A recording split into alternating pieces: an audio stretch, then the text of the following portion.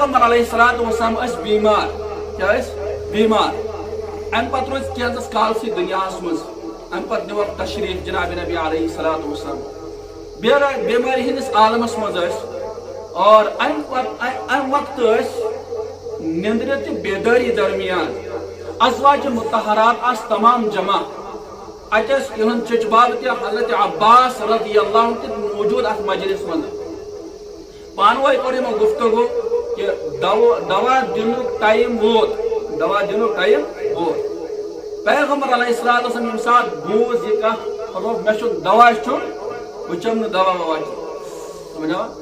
ازواج مطہرات تہ روز یپر بزد کہ دوائی پینی ہے دوائی لینی ہے لیکن حضرت روز یپر بزد کہ بہ چم دوا آخر کار یل کہین تہ تدبیر کار آمد گئی کہ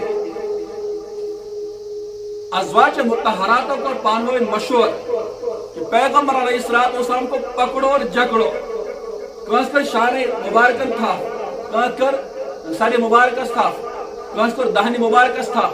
اور ام پتن زبردستی چاونائے جناب نبی علیہ الصلوۃ والسلام دوا کیا ماحول آسے تمیز ات گرس من پیغمبر علیہ الصلوۃ والسلام ات خاندانس من چاونائے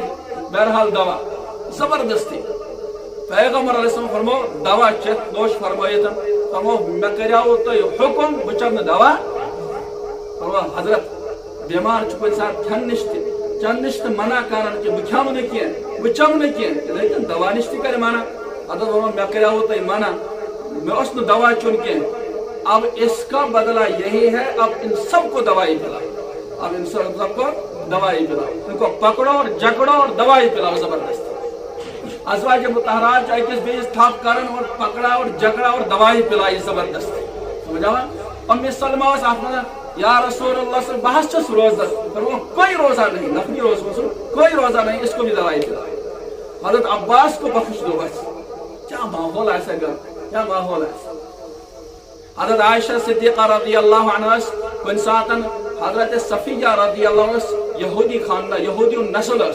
اور خیبر کس موقع پہ آئی کہ سردار خیبر سن بچی ات آئی گرفتار کرنا پتہ آئی غلام بنانا لیکن حضور کر